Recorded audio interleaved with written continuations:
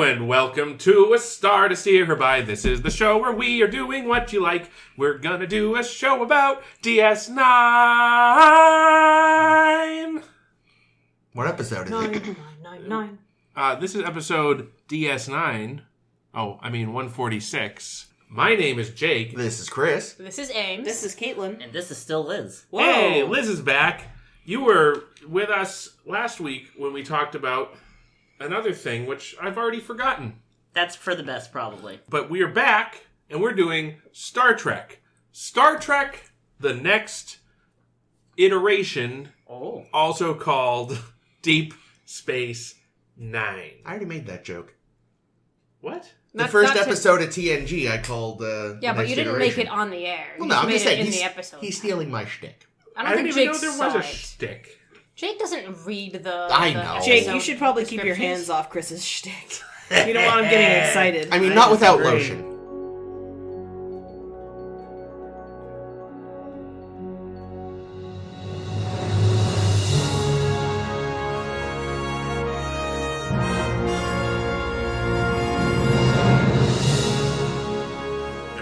Anyway, so yeah, we are back from our little four-way.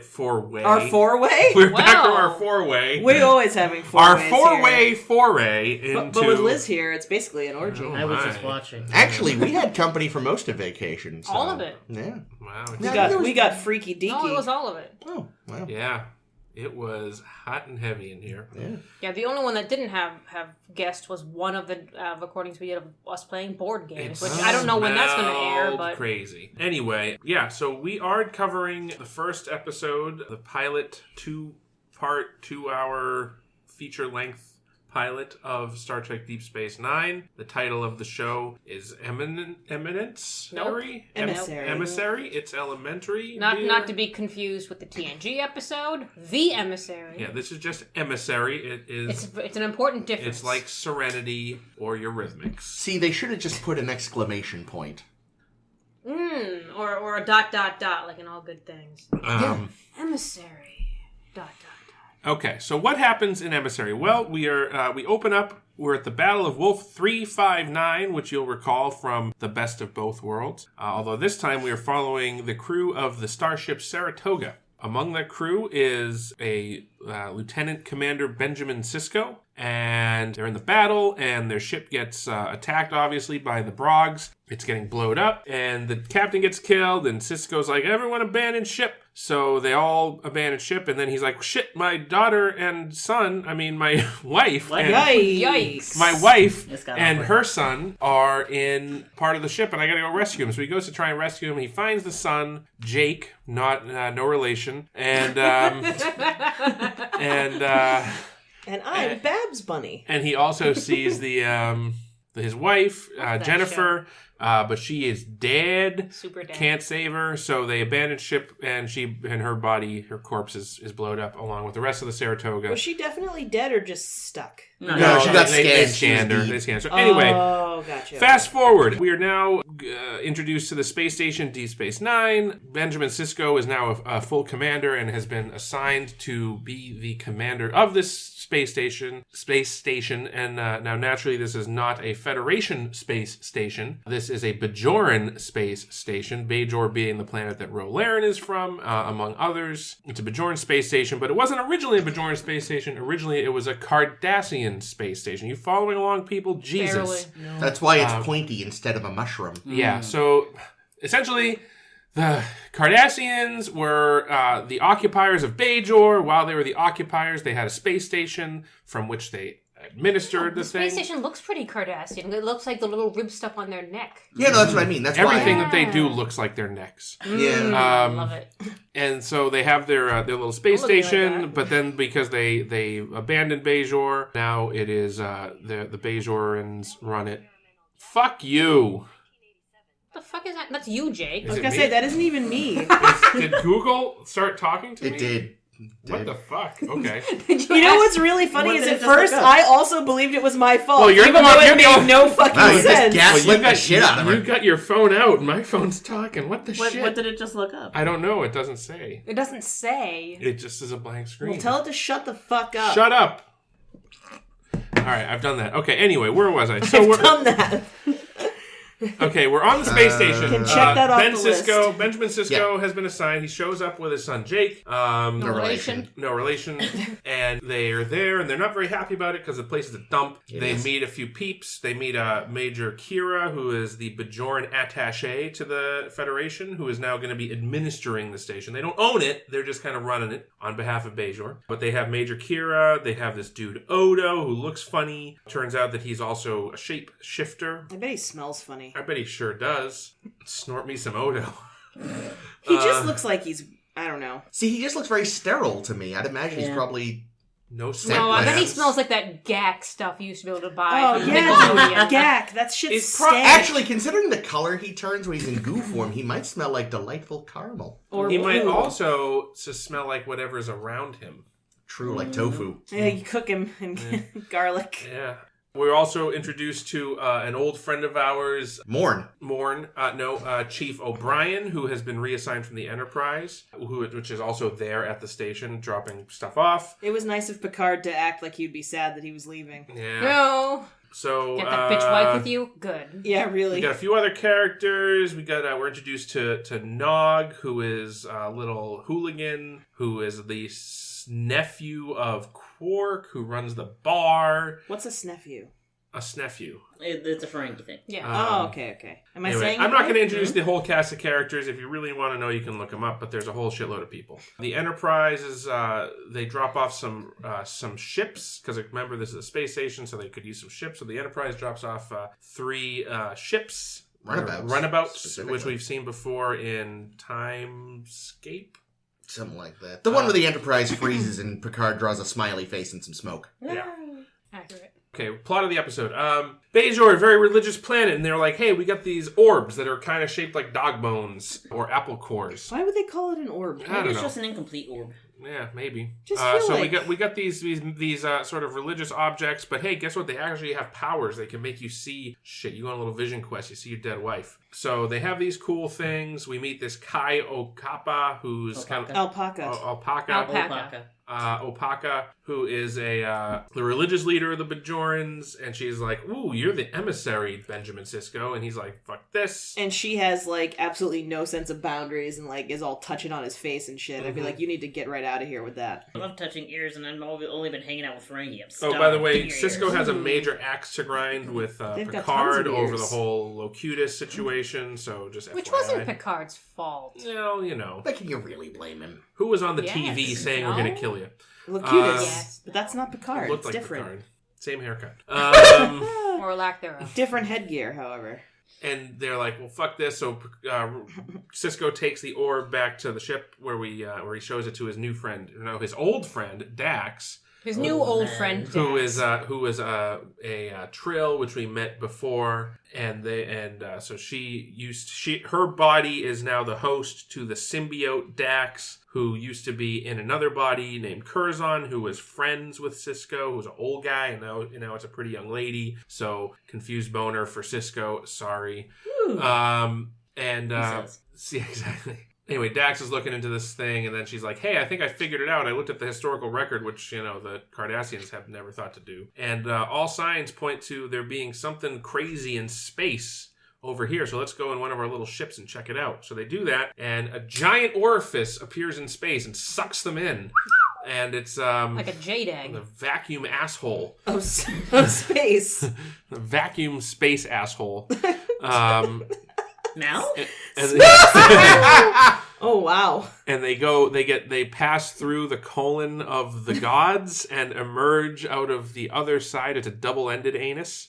Wow. Ass My to favorite ass. kind. They go ass to ass through Well, as the long as galaxy. they don't go ass to mouth. They pop out, Wow. and it turns out that they've been transported 70,000 light years or something like that to the Gamma Quadrant, which is another part of space, evidently. That's another Greek letter. And they're like, holy shit, that was crazy. Let's go back through and tell everybody. But oops, on the way through, they get stopped by these aliens that are like, hey, what the fuck are you doing in my house? And they're like, we're just passing through. And they're like, what's passing through? I mean, what's time? What is this? So then there's like a 45-minute explanation of what time is. And baseball. For these dipshits that don't understand it because they're Pleasure, what is they're it? aliens that they're basically... Tell me how you die. Yeah, they don't understand anything. So Cisco basically spends half the episode explaining literally the most basic things about existence to these people. Meanwhile, the Cardassian commander who used to run the station shows up and is like, I'm going to go in that wormhole. I want to see what's on the other side. So he goes in, but his ship gets fucked up. Some other Cardassians showed up and are like, hey, what'd you do to our buddy Dukat?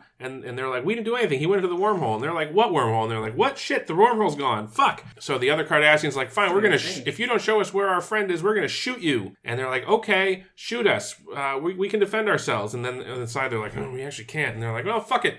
Fake it till you make it, boys. Yikes. So they start shooting torpedoes. They shoot all of their torpedoes, and they don't even aim at the ships because they're that crazy. A bunch of people died. Ticket booth blows up. Thing falls on some dude's head. No one's got killed, but anyway, Cisco, after he's A bunch of done... people die, but no one gets killed. Yeah, 13 injured, no fatalities. Yeah. Even though, so Cisco finally finishes up explaining, making these people understand, like, listen, the reason I'm sad is because my wife died. And they're like, oh, sad. Now I understand. So we're going to send you back out there. And, oh, by the way, why don't you bring this Dukat guy with you? So he comes out of the asshole again and is like... So he's pooped out. And he's got, it's like a little, like one of those, like anal beads. There's a little ship and there's the big ship. Pulls it out. And there's a bunch of ships And it goes- stuck on all the ships. It goes, when the Dukat ship comes out. It's a reverse fisting in space. And he's like, hey, Cardassians, look, I got your boy here. And they're like, what? There is a wormhole, you guys. And Worry about your ticket booth.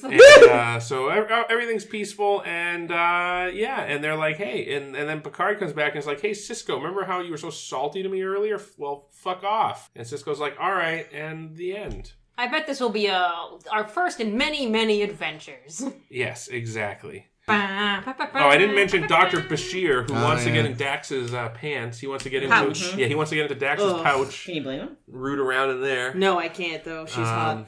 But he's also like this wild, or wide-eyed, frontier medicine. He wants to go. Yeah, he thinks he's bring- fucking Dr. bring- Quinn Medicine Woman over bring here. civilization to this ancient civilization. So, yeah, that's what I was going to say. Like, just right off the bat, multiple things being done right. Bashir storms in, Big Johnny Federation, being all like, I'm wilderness frontier shit, and Kira's just like, yeah, hi, I live here. Get fucked. Mm-hmm. Yeah, they start Bashir off just as Rough. cunty as you can get. Well, I think He it doesn't works. seem like a cunt. He just seems dumb. Yeah, he's just naive. He's clueless. Like, Yes, he's a dumb extremely cunt, naive. but not just like a cunt. And Yeah. like, yeah. I He's don't know. he's naive, but he's very stubbornly naive. I think the show, Like it's like he doesn't want to be better. this show just wanted to take that the classic Roddenberry everyone gets along trope, and just they wanted to let you know right out of the Yeah. gate that's not what this is, because like for the first half of the episode, literally nobody likes each other. Everybody is kind of like, O'Brien seems O'Brien pleased likes enough. everybody. I think Except for the Cisco. Cardis. the way the writers put it is that the Starfleet people are pretty much okay with each other, but it's that you add in all these external forces, the Bajoran and the Cardassian and whatever the fuck Odo is and the Ferengi and all these things, and you just stir them in a pot until they're all heated at each other.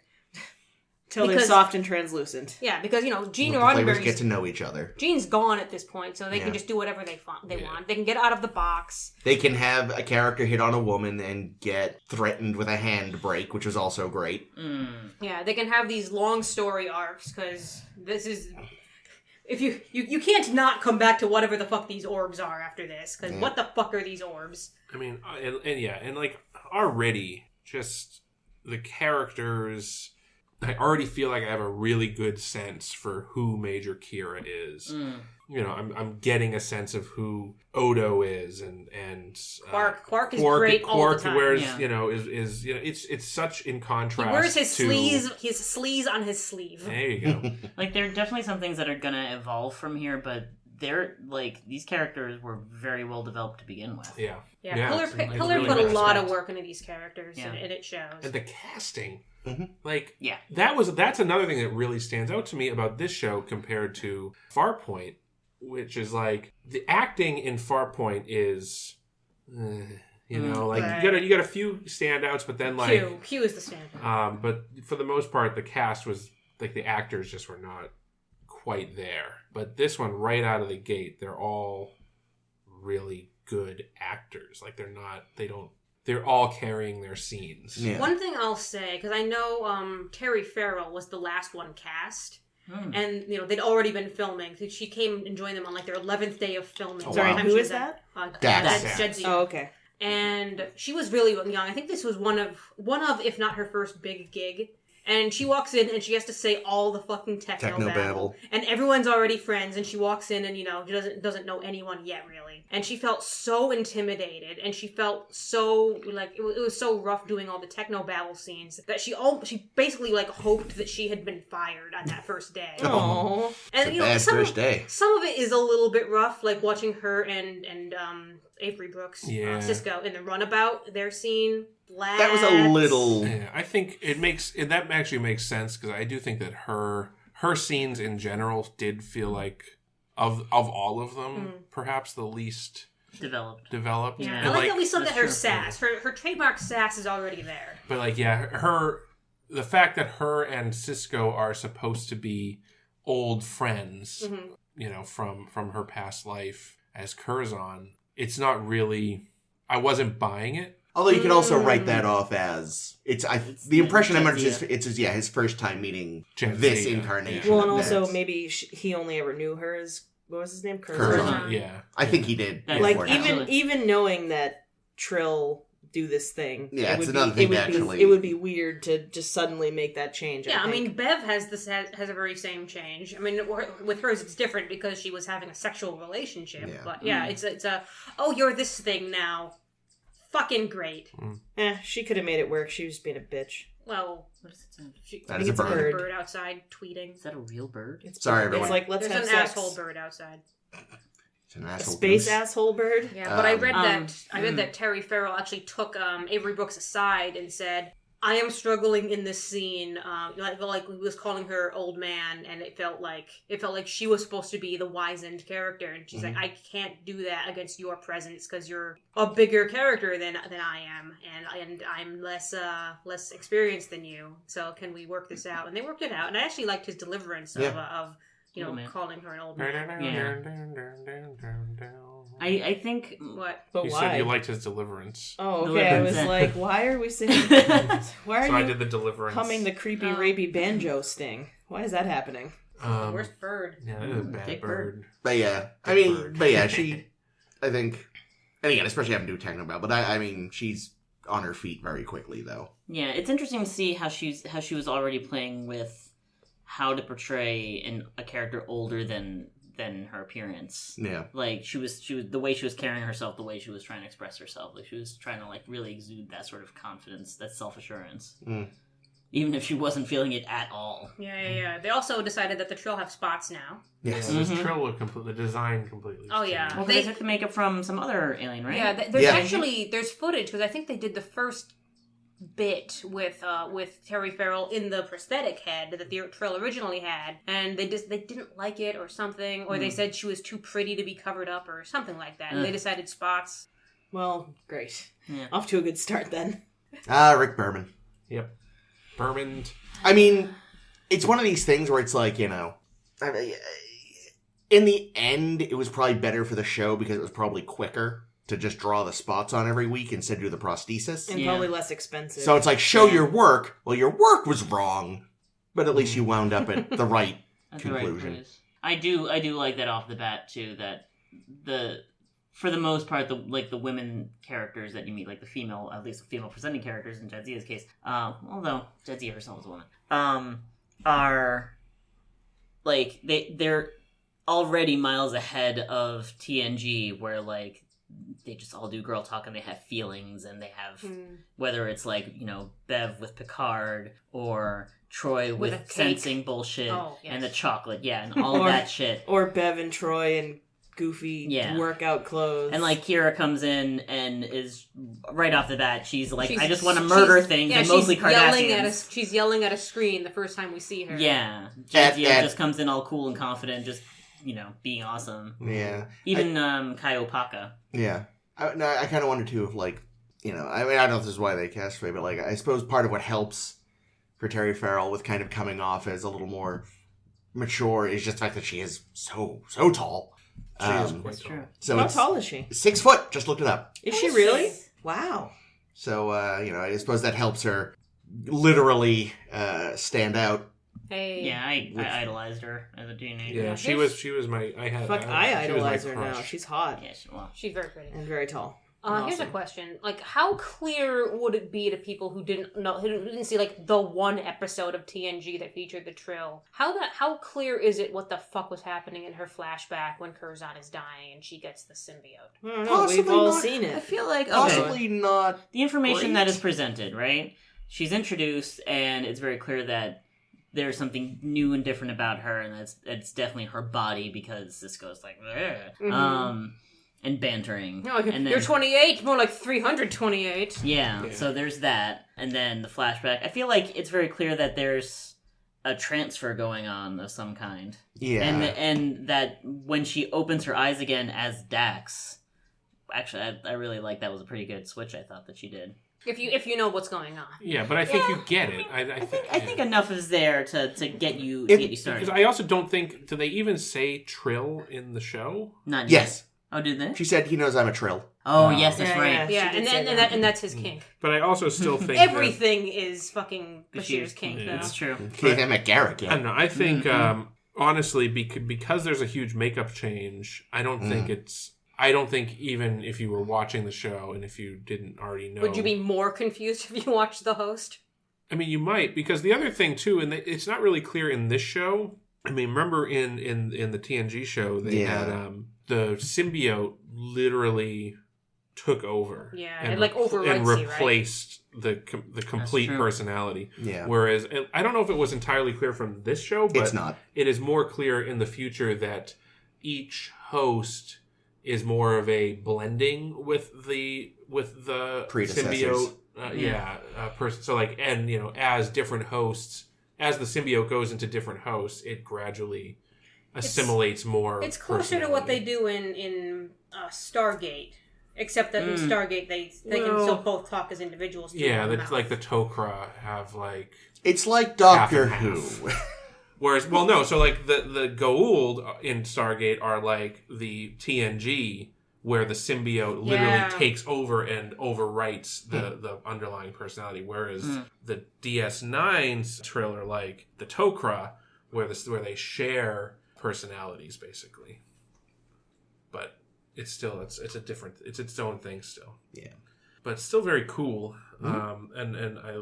If Dax wasn't the strongest in this particular episode, now I understand. But it's also something where she gets better. Much. Very quickly. Yeah, and like in season 1, there's I know that there's at least one episode in particular I'm thinking of that like really develops her and the whole Trill situation. So I'm looking forward to that. Yay. What do you guys think of the makeup so far? Odo is weird. Yeah. But it's Yeah. also because I know later he's gonna look more. He'll be smoother. And a Yeah. little orangier. Yeah, that's true too. So right now it's just like, what the fuck? Who did you a makeup, man? What other makeup? I know. Kira, Gul Dukat. Oh, Gold Ducat's hot no matter what. I feel like his face is rougher than I remember. Yeah, it gets. everyone gets It does smoother. look It's pretty different. rough. Yeah, I also thought it looked a little rough, but yeah. that's kind of why when he walked on, I was like, oh, I don't know. No, I love him. Just no matter waiting what. for Ames's crush to show up, and there he is Yeah. Who's this? with all of his The neck. swaggeriest man. Yeah, no, the neck is wild. I don't know about Apparently, that. that's what the makeup team called him. He was the neck because he's got such a long neck, and that let them put all of those ridges on the side. Yeah. Like Originally, Ruffles. they had a different actor cast as Ducat, and it just Really? wasn't working. They didn't say why or who or anything, and then they're just like, "This isn't working. Just call up Mark Alamo. He'll do it. He's great at this kind of thing." Yeah, we He liked did him. a Cardassian already. We liked him in that poker game in Times Arrow or whatever. Yes! Yeah, well, he Why, also who played. was he in that? He was just one of the he was poker the players. player. Yeah. The one that Data won a jacket or a one hat that off of or seems something. kind of like Yeah, okay. I thought we were Wild talking Bill about... Hickok. Yeah. Yeah. I was thinking about something different. I was thinking of when... Data plays poker with Isaac Yeah, Newton. Einstein and Oh, shit. Oh, yeah. that's What I thought we were talking about. Nope. We also get, we've seen it already because we finished TNG first, but the improved Bajoran nose.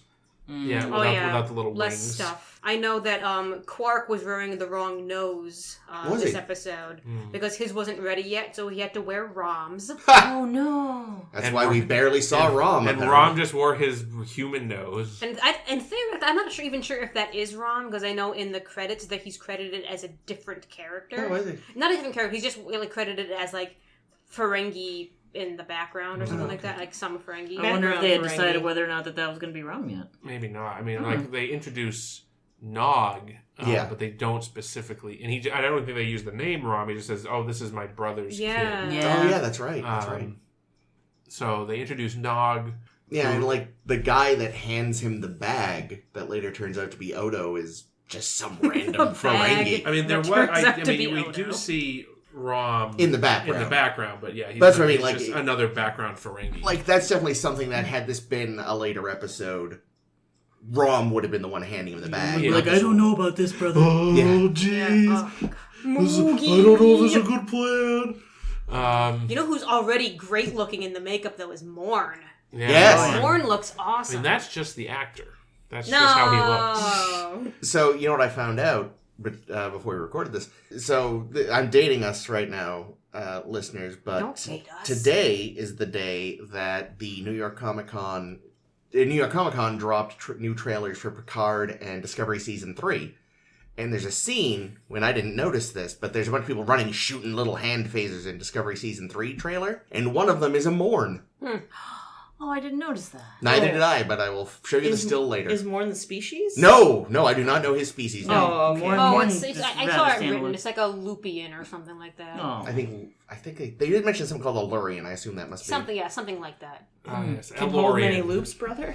Yeah. No, I read that originally he had a line in the script and they cut it, and then they decided from there like, oh yeah, maybe he never talks because in many scripts in the future, and this is minor spoiler for Caitlin who hasn't seen this yet. He's had many lines in the course of the whole show, and every single time he has a line, it gets cut. Really? Yeah, It's great. That sucks. it's Is hilarious. I Is love it it. always the same guy Yeah. in the suit? Pretty Oh, that's sure. amazing. Yeah, purportedly, David Carson, who was the director of this, who later went on to direct Generations, saw all the alien extras line up as they were doing the bar scene and all this stuff, and he spots the Morn character, and he's like, that one. That's the one I want at the end of the bar telling a joke.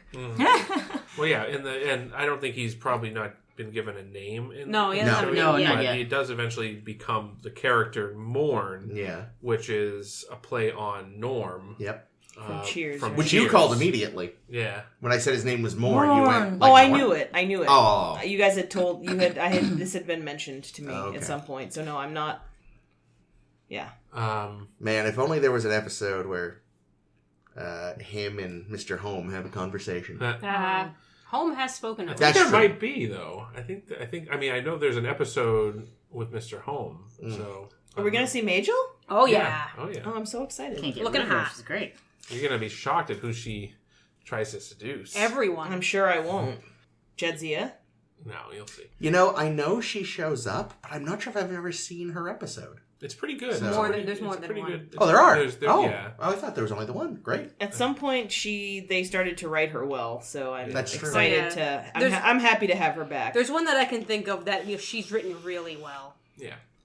But of course, the big sort of main kind of the big whoa, what the fuck here? The Cisco. wormhole Oh. and its denizens, and yes, how they interact with Cisco and sort of psychologize him. Yeah, we start off with Cisco kind of at this very low point. He's a very broken man. Yep. He's dwelling on his wife's death 3 years ago? 3 years. He's 500 years ago. Real antagonistic toward Picard. I was Which I gonna say thought super pissed. it's an at interesting Picard. way to start the spin-off series. Yeah. Oh, yeah. Like, I hey, agree. hey, be really mean to our really popular character. Can do. Yeah. The wormhole aliens. Those are some fucked up guys, huh? Non-corporeal. Exist outside of time. Yeah. They're very cute. They kind of. Yeah. I found this episode so similar to Encounter at Farpoint in that it's another species looking at humans and being like, so what do you things do exactly? Why should I not destroy you? Yeah, but Yeah. then again, What like, is it's- this? I think it's. I mean, they're different from Q because Yeah. Q is all knowing, and he's These just, things don't know much. Yeah, Yeah, these like- things- yeah. Q, I feel like Q doesn't. Like, Q understands how humans perceive and think about things and likes fucking with them. Like, there's a relatable quality to the Q. For all they talk about how you can't understand us. It's like, maybe we can't, but you present in a way that we can get. These guys are completely like, and they don't even think at first of corporeal beings as being life forms. Whereas, the Q, like, you're a lower life form, but you're a life form. I feel like when Q interrogates humanity through Picard, he knows the answers a lot of the time already. He's leading the interrogation through his questioning. Yeah. With the wormhole beings, it's like they just noticed the ants crawling at their feet. And they're like, what is this? Are these alive? And they're poking it with a stick. Yeah. Should I stomp on it? Maybe I shouldn't stomp on it. What is this baseball of which you speak? It was a surprisingly, like, I wasn't because, I roll my eyes, a little bit at the 20th century things that get pulled up in Star Trek, but it was a surprisingly effective philosophical tool. Yeah. And Thank God he didn't like cricket. And it does come up a bunch, the baseball thing, and, like, it also comes up how, like, baseball is not something that a lot of people know about or are aware of. Yeah. Although it's nerdery. definitely... It does come off as maybe a little less niche than the last time we heard about baseball. When, What's his face was yeah, listening to... Stubbs there was, like... recounting games in his mind. Head, Yeah, like that, it was like no one knew what it was at all. Like, they didn't have a concept of baseball. I feel like nowadays, like, oh yeah, baseball. People go like, oh yeah, that old Earth game. Yeah. So it's a little less obscure than it was initially presented, but yeah, it's still very much a niche thing. But you could totally imagine there's probably back on Earth, there's like, it's like the Ren Fair. You go to the baseball. Yeah. It's a bunch of people. They wear old-timey uniforms. Like, what's this? It's called a hot dog. Oh, it's disgusting. Yeah, but it's all part of the experience. I feel like even the costumes, like the uniforms they're like mid-20th century. Yeah, they're at outdated least. even by our standards. Yeah. Yeah. Which, it's kind of a fit. I feel like the Ren Fair comparison is apt. Like, it's definitely, they're cosplay. Right, and we know what a joust is, like, Yeah. to bring that analogy around. But we wouldn't go, outside of a Ren Fair, we wouldn't go see a joust. Right. Yeah. But it's interesting because you're right. It's I wonder how intentional that was, the idea of sort of contrasting. Oh, it was very, very intentional. Oh, Pillar and I Berman would had think basically said, like, they drew very, very much from the Encounter in PowerPoint episode. Yeah, it was that very similar. That even how they introduced people, they took directly from Encounter in PowerPoint. Instead of, let's introduce everyone all at once, like, let's hold back and have Jadzia and Bashir come the next day. Yeah. And this was back when Bashir was still named Amoros and was supposed to be Hispanic. God damn it! Yeah. You could have had a Hispanic character. No, Well, I you actually, get it's none. good that they, that they do, so they introduce him. You get Torres eventually. His I guess he's supposed to be like Middle Eastern. I mean, the actor is. Yeah. And I guess Bashir is a Middle Eastern name. It is. It is. They're definitely, or they might be South Asian. I'm trying to remember when his parents show up or get Well, mentioned. that's the thing. I remember his dad, at least, being like having like an Indian. Yeah, being they an might. Indian They might actor, be at like. least. They might be like some. They might be from a Desi culture. Yeah. But yeah. But it could also be the whole melting pot effect of Earth. Right? Yeah. Like Oh, he's also got a British accent. So, Yeah. you know. But Well, he- that's I not think- unusual I if think they he's- learned English from English. I think people. Bashir is supposed to be like British, but just of South Asian descent or Middle Eastern descent. let's think of it this way. Mm. You didn't get him this time. But if we had, you would have had an Hispanic character for whom a major character point is that he's like a hornball. That's true. That would be problematic as fuck. So in a way, it's like, you know what? Good. Dodged a bullet. When They could have put we could have had another Hispanic somewhere. There are a lot of Yes, people. there could we have. do There finally could get have. another Hispanic character, though. Well, Culber eventually shows up, thank God. Her major quality is that she's quick to anger. Well, that's her Klingon half. Yeah. Actually, it is. Yeah, I know. But her Yeah, I know. her human family is also shitty. So fuck that. That's true. The first fully Hispanic character to last more than 2 episodes in a series is Hugh Culber, and wasn't even revealed until season 2. Like confirmed that he's Hispanic. And once that happened, I was like, wait a second. We will, of course, get Robert Beltran, but not playing an Hispanic. No, Well, he's playing bullshit. Yeah. Not It's fake real. Native American. Yeah. Sorry, what was his name? Not Bashir, it was Amoros. Amaros. Wait, is that who plays Chakotay? Chakotay? Yeah. Well, but you'll get to that eventually. Yeah. Wait, I thought Eventually. Chakotay was... Is that this show? No, it's No, Voyager. That's why. Oh, okay, I didn't think so. I was like, wait a minute. Nope. No, we've gone way off. We've topic. gone onto a Hispanic tangent. So Why do you say "and Hispanic"? Isn't that grammatically correct?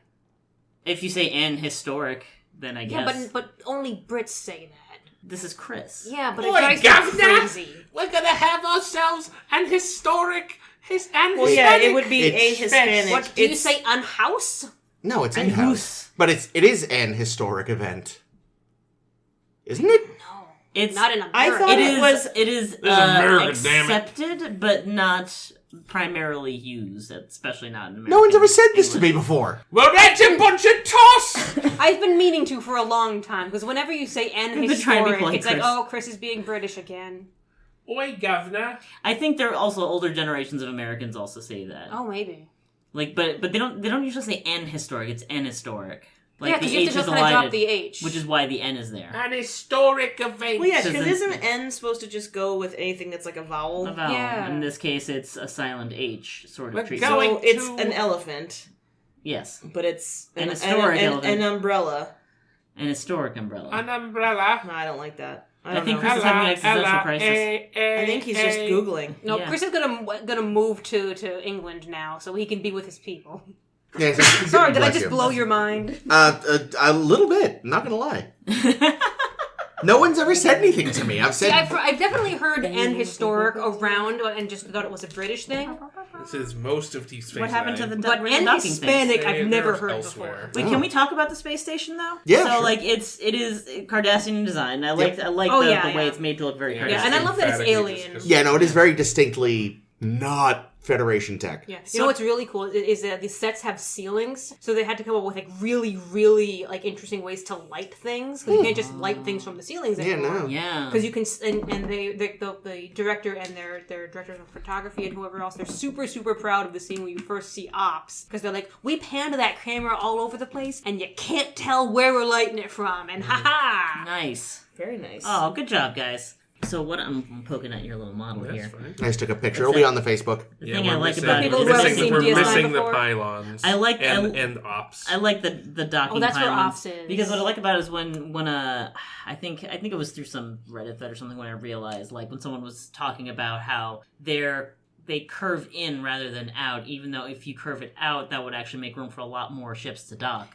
Yeah, but it's true. But it's more defensive because this is a Cardassian design. It's more defensible to have them curl in. Oh, that's true. because once you saw that force field go up, Yeah. The shields Oh, went that's a up. good point. and everything was How contained. can you tell what's right side up and upside down on this thing? Oh.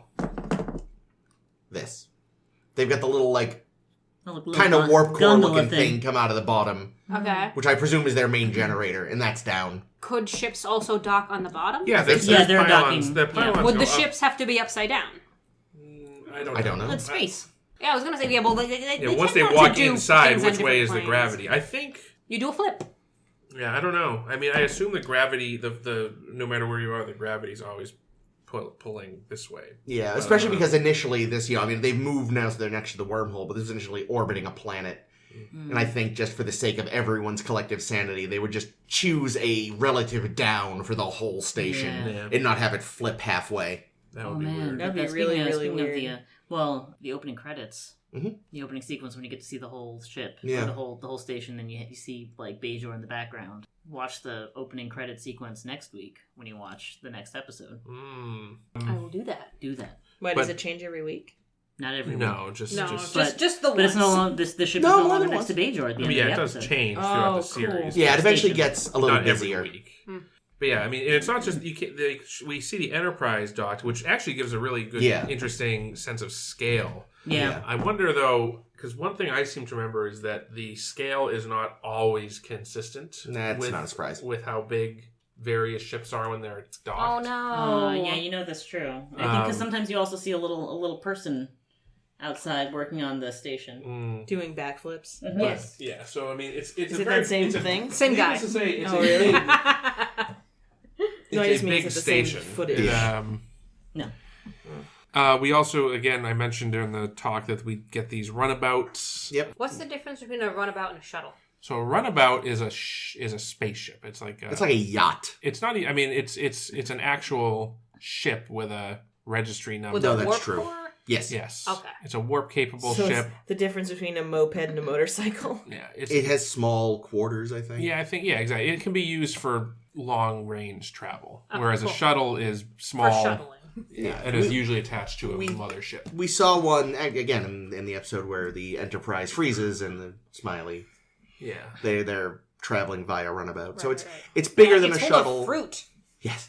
It's bigger than a shuttle, but still probably, smaller Bigger than than even a a bread small box. starship. And yeah, like Jake said, they all have a unique registry number. And a name. Yeah, all of Deep Space Well, the Nines shuttles are... have names Yeah, too. yeah, that's true. But I think the thing with the Deep Space Nine runabouts is they're all named after Earth rivers. Yeah, we saw the Rio that's Grande kinda and the cool. Yangtze, and I think I can't remember what the other one is. The Yeah. Yangtze, but there's a third. Yeah. It doesn't make them any less disposable. They will explode at the drop of a Oh hat. no. Yeah, I'm shocked they all survived this episode. No, Well, they still have apparently- that ticket booth, so. Yeah. Apparently, a runabout can tow a full-sized Cardassian warship, which Yeah. is somewhat strange credulity, Well, but it's Maybe space. they rerouted all power to... that's fair. Yeah, that sounds That's fair. Yep. Yeah, The no, orb was keeping him alive. man. It's like, Fucking hey, orb. hey guys, how did you enjoy Shore Leave? Did you miss Technobabble? Here's half a season's worth in one episode. Well, I gotta say, speaking of half a season's worth in one episode, I don't know how you'd make it shorter, but I think that the wormhole alien stuff might have Yeah, it was a lot. tried my Yeah. patience. I started off like fucking loving the device because the device Yeah. is really really cool to like see the alien speaking through the figures from his memories, and that's really cool. And then depending And on then what a they half said, an hour later, I'm like, wow, this is still happening. and they're still not Yeah. understanding it. They maybe should have interspersed it with events outside the wormhole a little more. They should have done that more, yeah, that's what I was thinking. Like, Then by it would the take end... even longer. Well, no, what I mean is, like, keep all the same amount of events. Just start... Because Split it up by better. the end, they're overlapping a lot. Mhm. But at first, they don't overlap as much, and, like, maybe they should have started having the overlap happen a little sooner. Yeah. Yeah. And it would have been a little less, like... "Rah!" Yeah, I wonder if this episode had enough content for a feature-length episode. Well, that's what I was just thinking. It's like if they had, 80 minutes worth of show, and they were like, "Well, we need to sneak in another 20 time It to." was 80 minutes, though. Oh, I thought yeah, it 'cause was. of- No, 'cause it of was commercial not. It breaks. was. It was 80 minutes long. It was like 90 minutes. Yeah, it was like because we because were when we at stopped for the bathroom, Yeah, we it were was at 45. It was 45 and a half or it was something. 40. It was 40, and It was like 45. It was 45. We had watched Okay. 45:40, and there was 45:20 left. That's to go. my I thought it was remembering too. 42.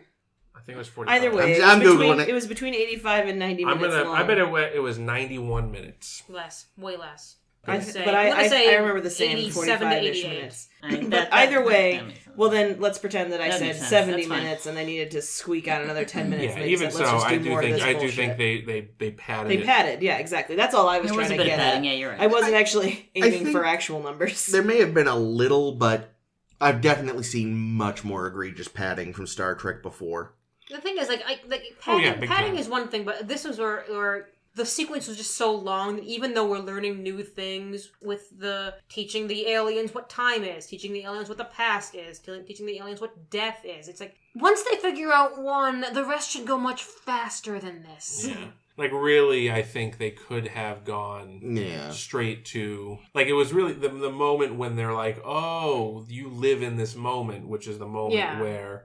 Linear time. Linear time? This Let's is- wrap your brain around yeah. that, aliens. Yeah, Come And on. then like, oh, this is not linear. You cannot get past Well, your wife's death. the other problem, of course, that that's he's your problem. he's teaching them via linear time. God knows what order they're learning it in. Mm. Well, Also, it is 90 minutes. fair. Okay. Oh, I shit. stand corrected. But I think there were definitely times where I expected them to cut it, like where they would say something like some other basic concept. What is this? And then he goes, and then like sometimes that would happen and they'd cut away. See, And there were other wormhole times where like let's cut aliens- away again because like we don't need to hear him explain. Just we can come back and assume that when he a explained mommy it. and a daddy really like each other, wormhole aliens. My Mm. God, why am I teaching you this? But I forget which one he responded to with, I was afraid you were going to ask that, but it was... I think it was the Jake. Yeah, but I don't remember which question he asked. Baseball. Oh, is that what it was? Yeah, it was baseball. What is this? But I do like how Baseball. What the fuck? like depending on like a lot of times they were using specific people for questioning, so like or for certain tones. So like Picard, is used a lot toward the beginning because they're really just sort of challenging. Yeah, they're confrontational. Yeah. And then they would cut to, like, the Saratoga Bridge when it was just, like, outright angry and hostile. Cut to the baseball field for when they're, like, obviously looking at, like, adversarial, combative. And then Jake was all the, like, really basic, like innocent questions, Yeah. too. Yeah, and then... Because and I then they noticed started to, like, that Jennifer was asking a lot of, like, what the, like, innocent, like, huh? Questions, Yeah. too, but hers weren't as, like, they were more on the stupid. emotional, Yeah. almost. Yeah. And then they would start bringing the other scenes to sort of, instead of speak through the character, speak through the experiences. So they would cut to Jennifer's death Yeah. to like, look at like that emotional state for Cisco, and they would cut to, the Bridge of Saratoga again for that emotional state, and cut to the picnic and all that stuff. And I felt like that was really neat the way they were doing that. It was pretty subtle in some ways. So if the wormhole aliens don't experience linear time, what, like... Are they like the Tralfamadorians? From Slaughterhouse 5? Yeah. No. Um, I was gonna say, I are see. they, That was are they like that's- Dr. yeah. Manhattan? That's kind of, yeah. I wonder if it's more like Dr. Manhattan. Well, Dr. Manhattan's kind of Tralfamadorian too. Yeah. I've never read Slaughterhouse 5, so... So it's like they're- Dr. Manhattan, only with more beatnikness. yeah, they're aliens that are plungers with legs or something. And they Anyway. don't experience time, really. Yeah, and they experience all of time All at once. all at once. Okay, yeah, so Dr. Manhattan. Yeah. Exactly. You know what I was reminded of a little bit in the trying to describe things to the aliens that don't understand time is the concept of the flatland, which we've brought up before a bunch of times. How would you describe like 3 dimensions to a 2-dimensional being, or 1 dimension to a 2-dimensional being? Like, no matter what, like, they cannot picture what the fuck your life is. Yeah. The wormhole aliens, they're very enigmatic. Mhm. I think they stay that way too, which I kind of like. Sounds Yeah, like which that. is It's the good. best way to do it. Okay, Don't does- unenigmatic them. Does Cisco remain this enigmatic? Because I found him so aloof, and I can't tell if it's just Avery Brooks' Yeah, I performance. think a lot of that is Brooks's performance. He's got a very distinctive acting style that it persists. He reminded me so much, just as we just got through our Firefly. He reminded me a lot of Jubal Early from Objects in Space, and it's just like, you're a weird dude, man. Why are you this weird? Yeah. I also was Why? like, there were some moments where I'm watching, and I'm like, this is almost like a new generation Shatner. Yeah. I actually have that he's too. got, he's There, got there's kind a of very... I think what it is, there's very much like a theatrical quality to what he's Very, doing. yeah. And, when you're on camera, normally you pull a lot of that back because, when you're doing theater, you need, like, to impress what you're doing to a room full of people. They can't Yeah. see subtle eye twitches and stuff like you can on TV. Whereas on the camera, you have to contain it all in the shot. Yeah. And it's right in your face. Yeah. Especially that really, really long shot just of his face. Yes. Mm. Oh god, which was awful. With Yeah, no, so much he's- face. So he's bad. he's a presence. Yeah. But then, I think... Well, yeah, the thing is, I guess so far, that's what all the Arla captains have been presences in various ways. Shatner is Shatner. Stewart has that Shakespearean ability where he can be a presence when he's being quiet or he's being loud. Avery Brooks is just there, and you are going to see him. Yeah. I think of like Avery Brooks. His performances are, I want to say, syncopated. That's not a bad way to borrow put a it. musical term, you know, Yeah. it's like he reads almost like beat poetry when Yeah. he delivers. That's a good way to put it. You know, Because he'll be standing there stock still, and then suddenly just a burst of yeah, and he'll put emphasis on words in ways that you don't expect. You know, Yeah. that was more Shatner. That was was a more little Shatner. Shatner. But I don't know. I think there's a Shatner-esque quality to his performance in Yeah, a way. I would agree with that. And it's very interesting. And there's times that we'll get to in episodes where it's like, okay, this is bordering or has crossed the border into like campy acting. But he's still selling it, so I'm still buying it. yeah, like because it's not even I'm getting the aloofness, but I don't. When I think of Cisco, even in this episode, I'm not thinking of him as aloof because I'm thinking of the moments where anytime he's dadding, like the way he is with Jake is so tender and natural looking. Yeah. A lot of times, the way he'll like reach out and like pet his head, give him a kiss, like the hugs, all of that. That's suddenly like he's not just like going from 0 to ow. Yeah. Like he's just being, he's interacting like a normal human being and a very tender father with, which is also nice to see, and not just like. I know that was pretty groundbreaking, and he's still held up as an example as a minority representation, especially as a black man. But just as a captain, you don't really see that with like this is kind of He's a commander right now. That's true, Well, yeah, but you don't but get he's to in see that kind charge. of He's the boss. You don't get to see like Shatner is the whole like a running thing with Shatner with Kirk was that he is like he's married to the ship. Yeah. He's alone. And with Picard, like his interpersonal relationships, like they're tender, but they're very sterile. He doesn't do the contact thing very much. Yeah, and he didn't Cisco's have to. very He hates hands-on. children. Yeah, Yeah, and like that's this show got a lot of I think praise at the time for the depiction of Cisco as a black, not just a black Starfleet commander, but also as a father and like And a single father. a too. single father. Like sort of that like that wasn't something you saw on TV. There was a moment when Miles and when Cisco's talking to Miles about he's a single dad with his son, and Miles is just there like, oh my god, I could just run away with Molly and do that. Yeah, we don't see Keiko, but she's referenced. So So here's the thing: coming back and rewatching TNG, I was like, oh, this is where Keiko gets all the hate. Yeah. She's written as a shrill, like like the ball and chain character. She is which, written not- horribly not into like very many of favorable. the other women on Yeah, TNG. they didn't. Yeah, they didn't know how to write women. in But TNG. like I rather like Keiko. Like I remember Keiko fondly, and it's because of DS9. I'm pretty sure. Well, I so think she's I- actually I- written like a human. I think. when I see all those things about it, I was always like, I don't remember her being that bad. Yeah. And now it's like, because like you, I watched TNG. She's like, oh, that's why. Yeah. She's terrible in this. So she's written by some dude who thinks that this is how wives are supposed to be depicted. Yeah, their whole relationship was just one fucking 1960s stand-up, take my wife please joke. Yeah, this is even Take my like wharf, please. like Yeah. relationships like those are like this is where even I'm sitting there like, oh, this is what they mean when they say the straights are at it again, huh?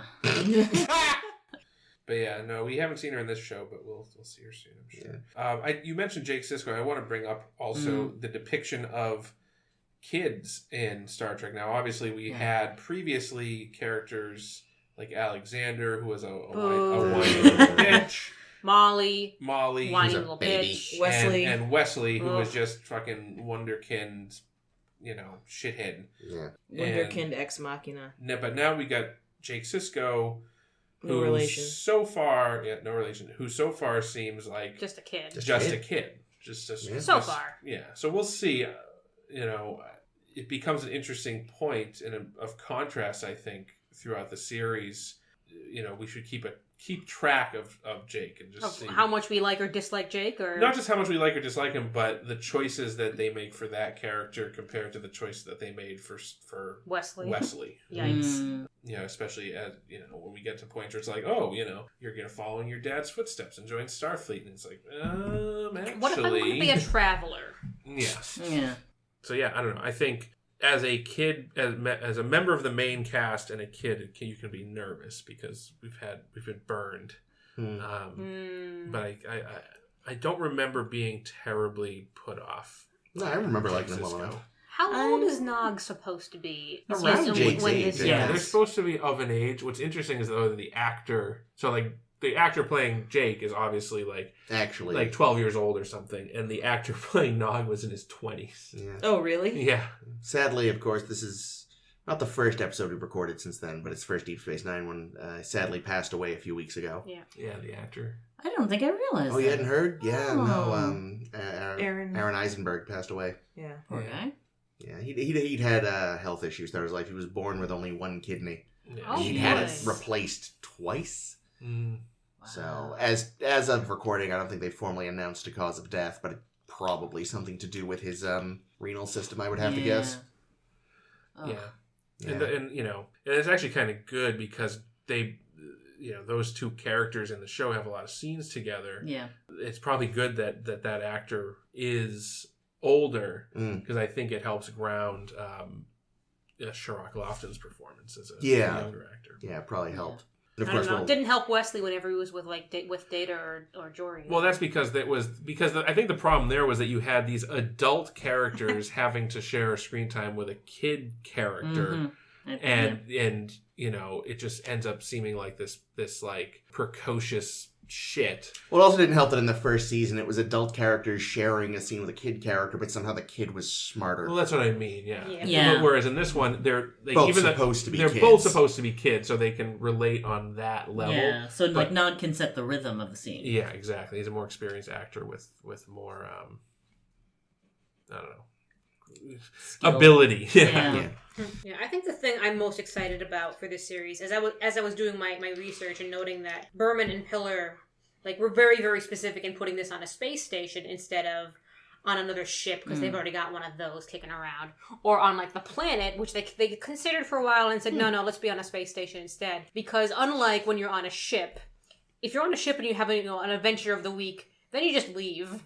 Whilst on the space station, it means that you have problems that have lasting effects. Yeah. And I think that's really fascinating. I'm really, really excited to see how they do some of this stuff. Well, we all know the real reason it's set on a space station is because they just stole the idea for Babylon 5. I know nothing about Babylon 5, so... All I know is that, and if we didn't bring this up, someone who has literally never listened to this episode would somehow find out about it and leave us a 20-page screed on our Facebook page. Allegedly, the guy that created Babylon 5, which is set on a space station, not... My god, it's the same show, Chris! Not on a wormhole, but at some sort of strategically important part of space. Supposedly, he pitched the idea to Rick Paramount To executives. Star Trek. Not to Star Trek, but just to Paramount in general. And they were like, now we're going to pass. And then after that, Star Trek announces this show set on a space station. And a lot of people conspiracy theorize that the Paramount executives passed the idea along to Rick Berman to make their own Star Trek version. Well, it's not unbelievable. It's not, but it's It's also shitty. not unbelievable that parallel... Yeah. Well, Stuff. I mean, consider that we, in the last decade had two different studios come up independently with mall cop movies. Yeah. I mean, Well, actually, I was just reading today that apparently the same weekend Joker opened, there's a smaller, like, indie film coming out about psychotic white guy radicalized by the internet. Interesting. And apparently that is, True obviously that's story, not or- in... No. It's not obviously, the Joker doesn't have the internet angle because it's set in, like, No. the 80s or 90s. But apparently God, a it's lot... the same story! A lot of the major story beats are, like, identical. Mm. Like, they even said, like, if you didn't know these were being made concurrently, you'd think one had ripped off the other. Mm-hmm. Alright, but is there a giant blue tardigrade that can power a spore drive? I mean, supposedly in that independent game that no one knows about. independent game. Yeah, long story, I'll explain later.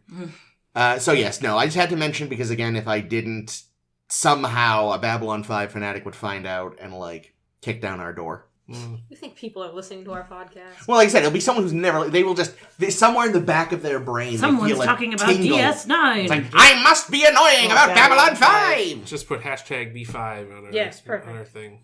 Done and done. Yeah, no, I had heard that conspiracy theory before. Yeah. I don't know. Like I said, I don't think it's Yeah, It's no, not yeah. unbelievable, Yeah. but it's also, like... Yeah, I think that original person who had the idea, like sniffed around at it and then just kind of gave up immediately, and I think it's just the fans now who are like, Yeah. verbatim. What are they like? Sort of sounds like a cat in heat. So, Those are little humpback bit. whale. Major Kira, I think I had said this way back when we were discussing the fact that they offered Ro, Michelle Forbes. thank you, Michelle Forbes, like, to have Ro be Cisco's first officer. And, like, on the one hand, that would have been great. On the other hand, I'm glad she turned it down because I think it makes way more sense for his first officer to not just be a Bajoran, but a Bajoran without a connection to Starfleet or the Federation. Yeah, I agree Agreed. with that. Like, I think that's way more important to have, like, so that she can be, even as they come to sort of work together over the years and trust each other, presumably, like, there'll still be that, like, at the end of the day, when push comes to shove, she is a Bajoran first and foremost. Yeah. Whereas what we see so often with Starfleet officers is they are a Starfleet officer before anything. Yeah, and even Ro, who eventually like defects, she still has that. That's still a.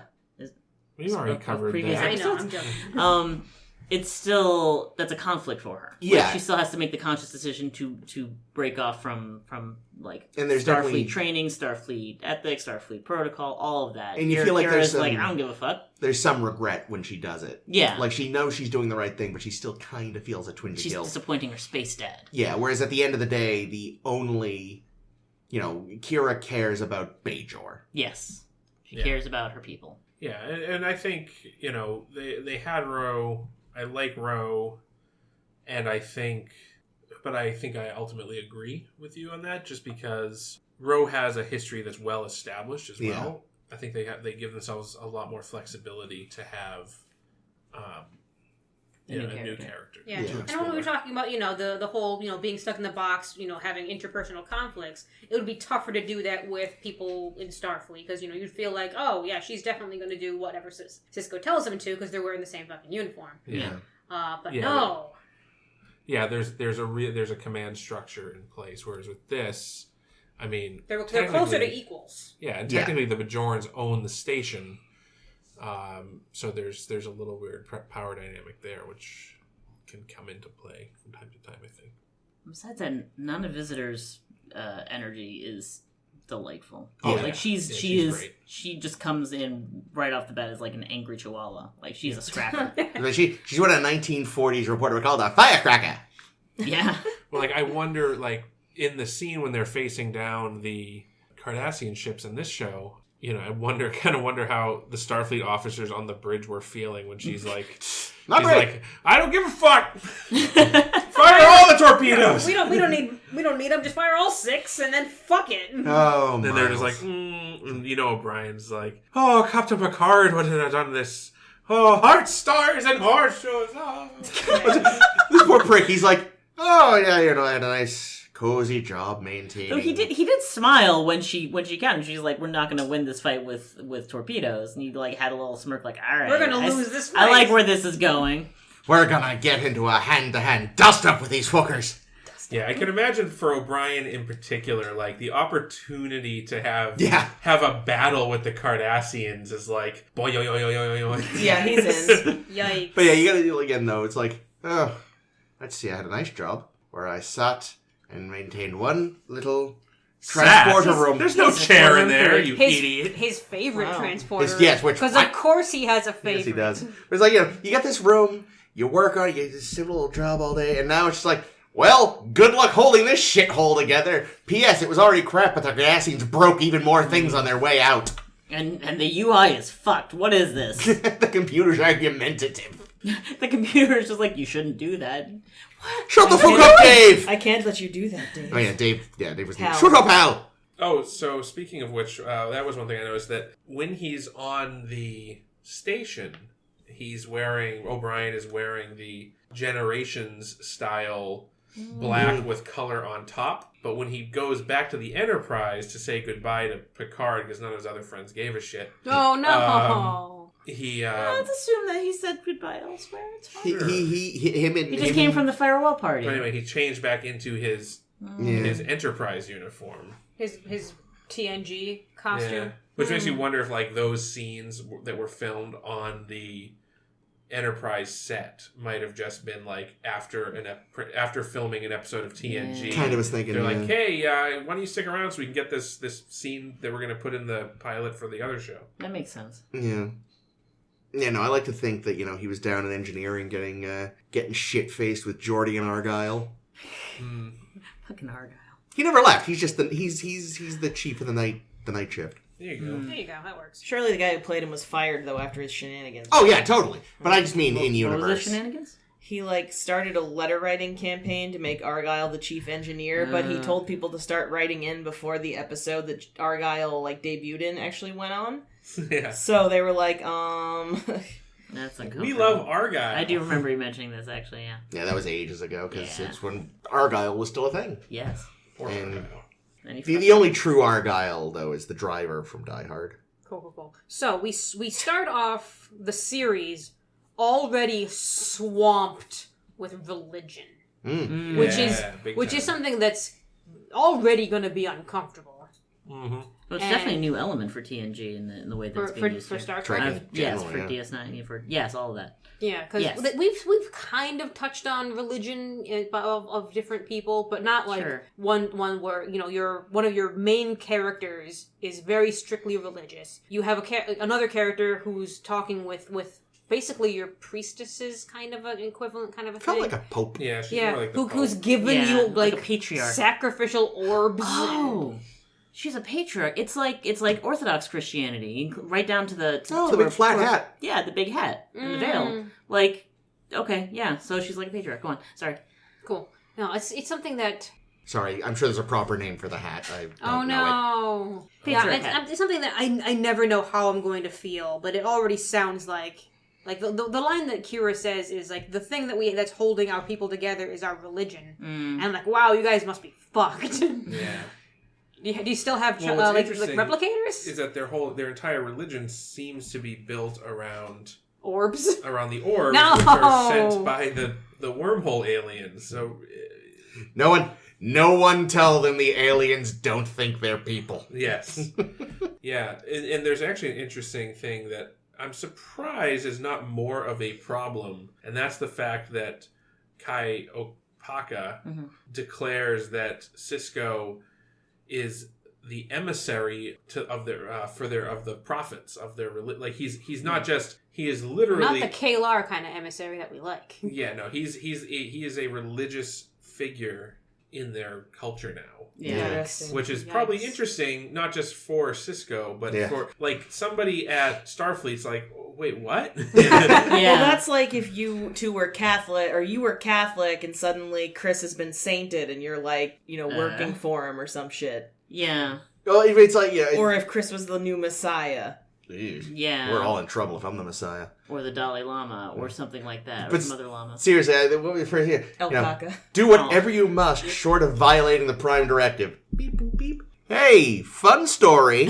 yeah, I'm now a religious figure on this planet. But here's the question, though. How much did I affect the Prime Directive here, though? It's weird though, because like Entirely. they're like, yes, of course, this was foretold. So wouldn't it be violating the Prime Directive to? Not like I think we're in the middle of like a weird like Paradox? a grandfather paradox Prime Directive I mean, issue. Like, hang on though, does the Prime Directive really apply here? Because it's not like the Bajorans are pre-warp culture. Yeah, they're post-warp. I think we're still at this point before that has been set in stone for Star Trek. At this point? They're really going to take their time on this, huh? We're several seasons into TNG at this point. Well, though. I also think though that the Prime Directive, like that's normally how it's applied, but I think it generally is just don't fuck in the internal affairs of other cultures. Period. Yeah, and they are not part of the Federation yet, so No, but they are definitely closely affiliated and under the They're Federation's friends. protection and wing. it's I believe they're also talking about like inducting Bajor into the Federation. Well, so that's what's interesting is that of course Picard mentions he's a big proponent of it, Yeah. but then of course you've got people like Kira who probably wouldn't be thrilled by the concept, and she there's would people probably within prefer the provisional independence. I don't government. know, protection from the Cardassians might be nice. Yeah, but like she's just got their independence, they don't necessarily want to. Well, yeah. Answer Well, the to thing is, another that, authority. like Kira, she says something interesting, like, "Oh, you say you're here to help, but that's what the Cardassians said 60 years ago when they showed up, and then they, basically took over and made us second-class citizens on our own Have you planet." seen what the ship looked like when you got here? That was them. Yeah. The But yeah, Cardassians were not Station. nice. But yeah, so it's sort of this weird question of, just don't interfere with their culture. But it's like, okay, but according to their culture, I'm supposed to do this job now. And it's like, we'll get back to you. This is awkward, yeah. How about you just ghost them? Holy ghost 'em. Ah! Oh. So I am a little surprised, though. So Gul Dukat shows up at the station. Yeah, he I'm a little surprised that, he's, even allowed to do that. Like, Giant brass balls considering on that. considering yeah. they were driven off of Gul Bajor. Dukat does what he wants. You'd think the Bajorans would be like, they're not allowed.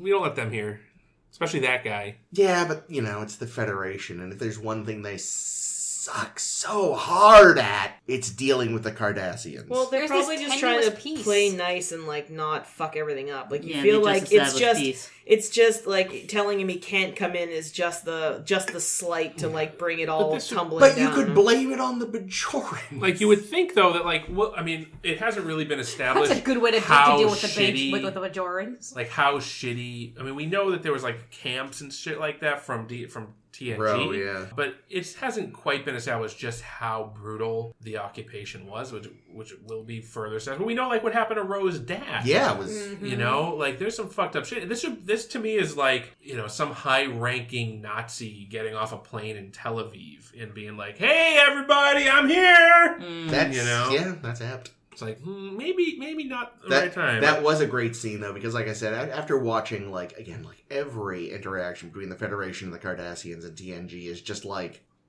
Listeners, you Like can't the see Federation the is trying to face. be the bigger Yeah. man. Here, we'll move this community of Native Yeah. Americans from this planet for you. We're just gonna keep knuckling under or making bad treaties to try to keep you happy, because that's Yeah. a good idea.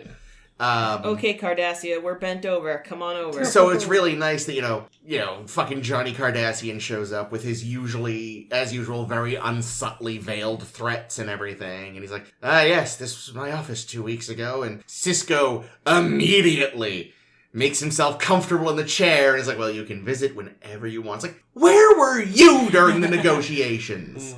Yeah, And this is so- better than Jellicoe and his I'm going to purposely show up late power move. That was a dumb one. Sisko's was bang on. Yeah, Sisko like has an impish style to him. Like Yeah. he's got a mischievous streak, and he plays well off of the Cardassians that way, especially off Yeah. of Gul Dukat. Like Yeah. it's really fun to see them interact. So does Yeah. Gull just basically mean captain? I think so. It's like general. Yeah, it's Okay. like a high ranking. Yeah, it's important. Because Yeah. we It's meet above we meet Glynn, Gull, right? whatever his I'm pretty name sure is. Gull is like the top rank. Yeah. No, there's also Leggett. Oh, which is you're right. a- Yeah, that's really a high bigger up. shot. But I That's thought, true. isn't Leggett almost a political position? Well, I think Or- Gull, but Gull think is a it political. is. I mean, I think I always get the impression that Gull is like general and Leggett is Like not consul necessarily or military something? rank. You know what? I'm sure nerds have put this together. Hang on. Yeah, like I would have imagined like it's more of like almost like a consul kind of thing or I something. mean, I know or he senator. eventually becomes a Leggett, Oh, spoilers. but Cardassian I think ranks. that's Whoa. like a. But you're right. I mean, there is question of where the military ends and That's begins on Cardassian. Yeah, and we've already had that established by TNG. All right. So Leggett is a rank given to members of the Central Command and high-ranking flag officers in the Cardassian military, equivalent to an admiral. Okay. Gull's military rank held by the commander of a vessel or installation, equivalent to a captain. Okay, there we I go. stand corrected. Yeah, I would have thought Leggett was higher up too. And they sometimes commanded fleets in place of a joggle. Oh, Joggle. Some people joggle geese. There's Gull and joggle. Ah. Yeah. And then Glynn is junior officer grade, probably junior officer grade. okay. They report to a Gull, and then there's our Joggle, Dalin, Gil, Dalek. Gore, Garhet. Ooh, that's kind of squiggly C. Yeah, one minor thing what? and then one Let me more see. major thing. Yes? Minor thing. That should be Garhetch. If it's the same as like you have to use in Turkish. Hello. Cool. Minor thing. Oh my, so much underboob. Those Oh. must be the orbs. Oh, the underboob. Ah! Rim shot. Wow. So there's Yeah. lots and lots of Yeah, that. Dabo girls. We're gonna see a few of them. You're right. That was a Dabo girl. I didn't think about What that. is a Dabo girl, please? So Dabo is a game that the game that they were playing in Quarks when they kept kept going going, Dabo. It's like roulette. Space roulette, I think? Yeah, like that. Gotcha. It's a gambling thing. It's a little like press But your the, luck. but the women who run the game, who spin the wheel, are Very like scantily clad. the dealers. They're always Well, like they're usually sexy wearing something ladies. slinky. Yeah. Yeah, for all that this show is better with women than TNG, Rick Berman is still in the wings. Mm-hmm. Well, But it's- again, it's in universe making sense. Yeah, Well, I mean, but, if you know. it were making that much more sense, there would be Dabo boys as well. Yeah. Well, in another It just in kinda an sounds establishment like they're that isn't booth babes. Quarks, I'm sure there are. Kind of. Well, We except do- we never see them. I know. Or like a magician's assistant. Like Quark isn't hiring the Dabo. We do boys. learn that Quark does love a Quark woman wants in to a make money. uniform. He would totally. He Yes. sure does. Yeah. Quark is interesting in that, Love Quark. in like, yeah, of course, this is Armin Shimon. We've seen him play Ferengis and boxes Boxes. before. I But- loved his work as a box. But now he's playing Quark, who is a Ferengi, unlike Ferengi we have seen before. Or boxes we've seen before. That's And when right. you say, unlike Frank we've seen before, you mean he has, like, teeth that he can actually kind of talk around? And a fleshed out character. Exactly. The actor can actually speak well. Yeah, he's basically, he is for the Cardassians what Worf was for the Klingons. We can actually see his You mean Did I say neck. Cardassians? Ferengi. We knew what Jesus. you meant, yeah. We can see his neck. Yes. Usually, most for other Ferengi have a thing on their heads that hides their neck. But He's got a butt head. Oh, yeah, he doesn't wear the Yeah, thing. they got Quark butt heads. isn't ashamed. Is it a shame thing? Or I don't you just know. making I that assume up? it's a cultural. I assume it's like a hat. It It's never like a. occurred to me, but- but he doesn't wear one of But those. No, he most, I think, most if not all other Ferengi wear those. Yeah, But Nog and Rom do. Quark does not. So I wonder if I wonder if it's like a cultural norm that he's eschewed or Oh, something. no. But I mean, well, because Ferengi are very much pointed to as problematic because of associations with Jewish stereotypes, right? oh no, what Yeah, stereotype It's like is a that? yarmulke. Is it? I mean, you could make that parallel if you really wanted to continue that unfortunate theme. I mean, I think this Go on. show manages, because they flesh out the characters, to Yeah, grow no, them this- way beyond the initial terrible vision of the Ferengi. The unfortunate implications of the original concept. Yeah, It this doesn't- definitely fleshes them out. And they're It electric fleshes whips. them out, and like I actually like them, but yeah, that they do occupy a very stereotypical, It's all around Yeah. greed, like Yeah, the rules of they're- acquisition. and it doesn't help that almost all of them are played by Jewish actors. It does not help at all. Yeah, it's tricky, because of course it's like, I mean, you're also just trying to do a parody of like ultra capitalists, and that's built around all these horrible things, but things that unfortunately over the years people tried to claim are the unique purview of The Jewish people. Yeah.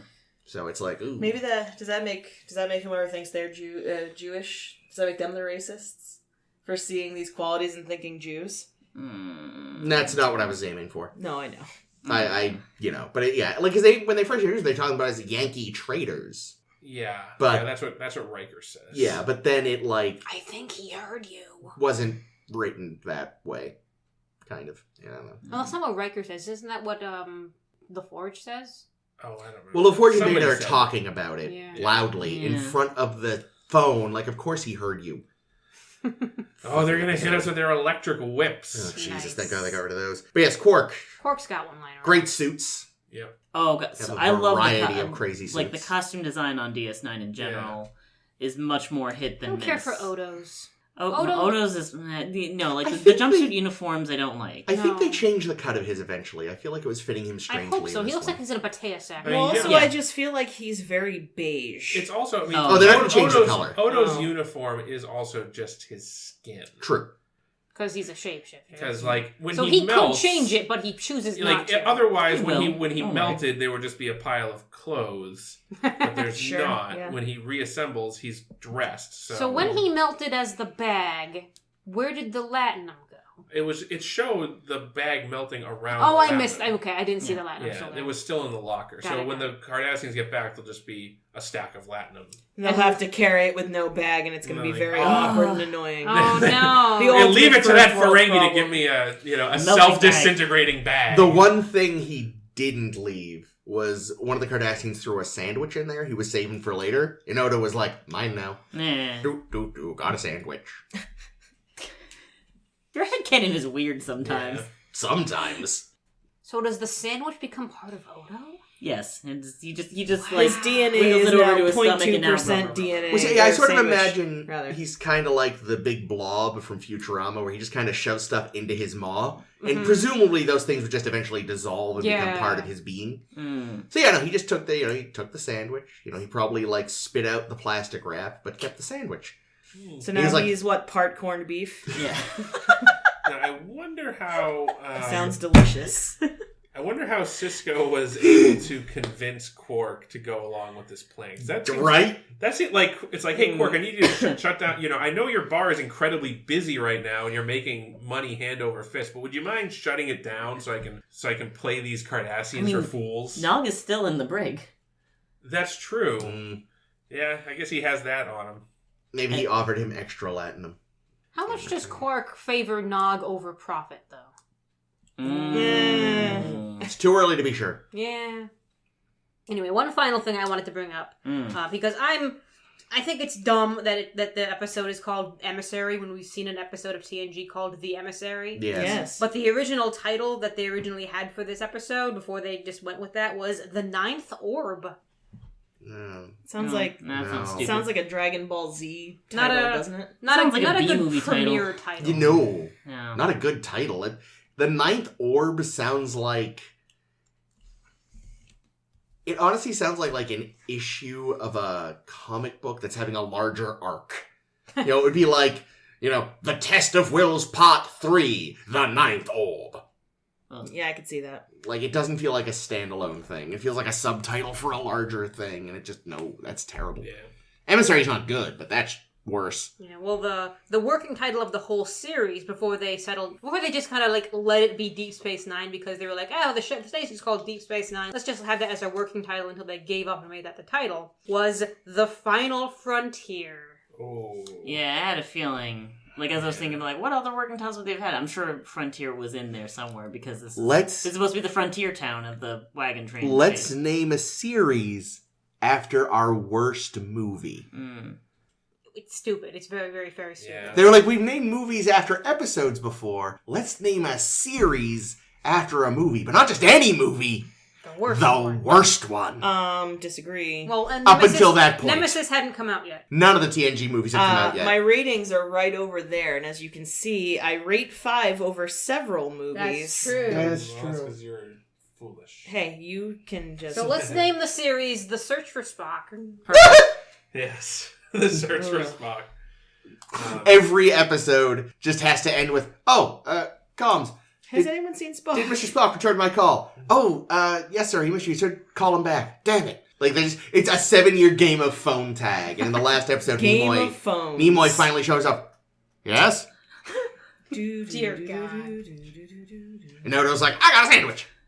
I would have called He it did. Ghosts in the Hole. 'Cause there's a The hole. series? Yeah. Or even the show. I don't know. Episode 1. Ow! What a weird man. Cisco, you're a weird, weird man. Ah, that's great. I am very excited. This is the one I remember watching most as a kid. I hope it holds up. It will. Well, we'll get a chance to find out more next week when I we... know there is some crap. There is definitely some crap, Sorry. but there's Well, I mean, always some it's crap. 7 years. It's impossible Like- not to have misses. Yeah, but I mean, this one I did a rewatch of a couple of years back, and I It's found that it held up. amazing. It's amazingly consistent Yeah. for the time. Here's the thing. I like Enterprise. I'm sure I'll like this still. Yikes. All right, eat some ham. Shit my pants. Sky from me. So next week we're gonna be reading past prologue, watching. I'm gonna read them. Fuck. So next week we're gonna be tackling 2 more episodes of Deep Space Nine. It'll be past prologue and A Man Alone, episodes 3 and 4 of season 1. I'm excited because it's my first time. Mm-hmm. What? No, It's gonna be great. Everything's great. Duras. Okay. If you like what you heard and you'd like to hear more, you can find A Star to Steer Her By where all fine podcasts are sold. We are on SoundCloud, Stitcher, Google Play, Apple Podcasts. You can also find us on Facebook by searching A Star to Steer Her By, or you can visit us on Twitter or Tumblr where we are SSHB Podcast. You can also visit www.sshbpodcast.com, which is our home on the web, but it's really just a link to our Tumblr for now. Hopefully someday it'll be a real website. Until I keep shaming Jake. I mean, I'm not shaming Jake I'm so shaming much as making fun of our website. So for now, I've been Caitlin. I am Jake. This has been Chris. This has been Ames. And this is still Liz. Thanks so much, and we'll see you next time. Woo! What did we want to say? Permission to permission to disembark. Bark! Yeah, we're gonna keep working on that. What?